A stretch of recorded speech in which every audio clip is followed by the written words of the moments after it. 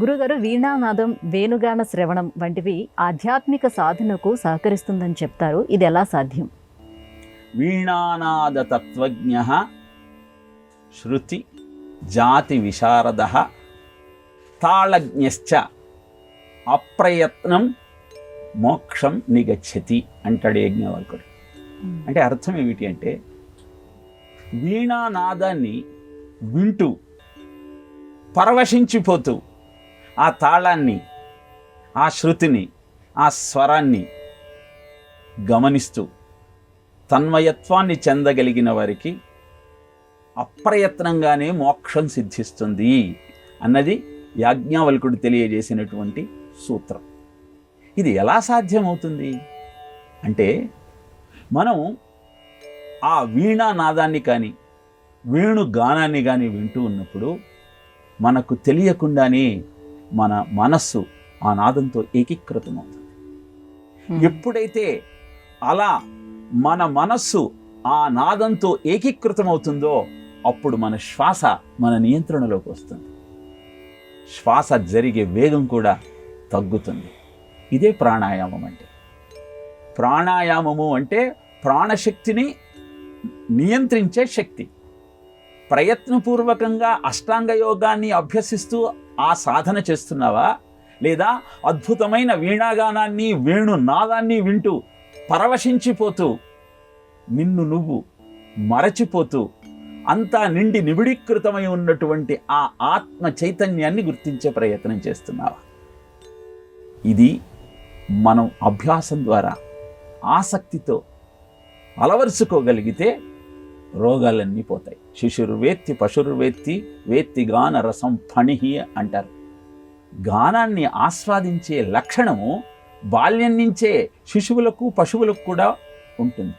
విష్ణు సహస్రనామాన్ని వింటూ గోవులు అధికమైనటువంటి పాలిస్తాయి అని చెప్పి శాస్త్రజ్ఞులు నిరూపించారు. కనుక వేణునాదము, వీణాగానం ఈ రెండూ కూడా అద్భుతమైన ఆత్మతత్వాన్ని ఉద్దీపన చేసి నీకు ఆనందాన్ని కలిగించేటువంటి తత్వము, సామర్థ్యము కలిగినవి. అందుకే భారతీయ జీవన విధానంలో ప్రతిపాదించిన కళలన్నీ ఏదో రకంగా మనను భగవంతుడి వైపుకు నడిపించే సాధనాలే.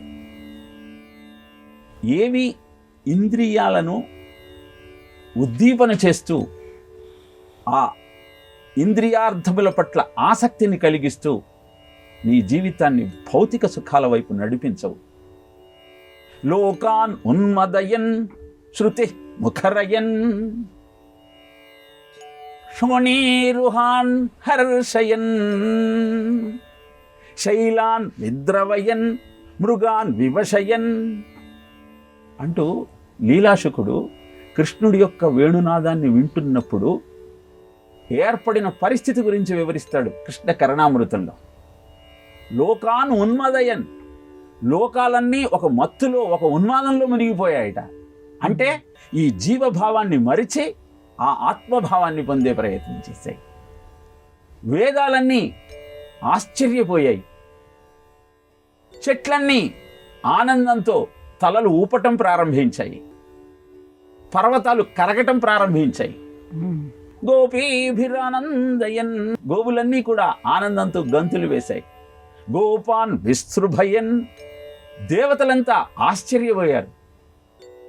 మునీన్ ముకుళయన్, మునులంతా తమ దృష్టిని ముకుళించుకొని అంటే అంతర్దృష్టికి చేరుకోగలిగారు. సప్తస్వరాన్ విజృంభయన్, సప్తస్వరాలు విజృంభించాయి. ఓంకారార్థం ఉదీరియన్, ఓంకార అర్థమే అక్కడ ప్రకాశించింది.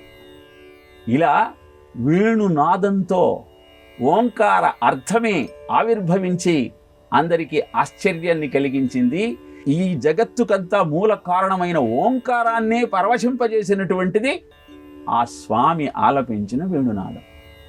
అందుకే గోపికలంతా, స్వామి మేము వంట చేసుకునేటప్పుడు నువ్వు వేణునాదం చెయ్యకయ్యా, ఎందుకంటే ఆ వేణునాదం వింటూ ఉంటే మా హృదయాలే కాదు, వంట చేస్తున్న కట్టెలు కూడా తడిసిపోయి వంట సరిగా కావటం లేదు, మా భర్తలు మమ్మల్ని ఆక్షేపిస్తున్నారు అని భాగవతంలో అంటారు.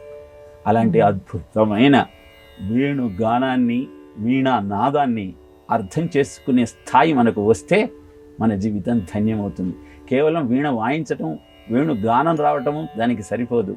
తత్వజ్ఞ అన్నాడు. దాని మొత్తము ఆ మనోధర్మంతో పాటు ఆ సంగీత జ్ఞానమంతా పరిపుష్టమైనప్పుడు త్యాగయ్య అన్నమయ్యలాగా మనకు ముక్తి లభిస్తుంది. ఇహపరాలు రెండు అద్భుతమైన ఆనందంతో గడుస్తాయి.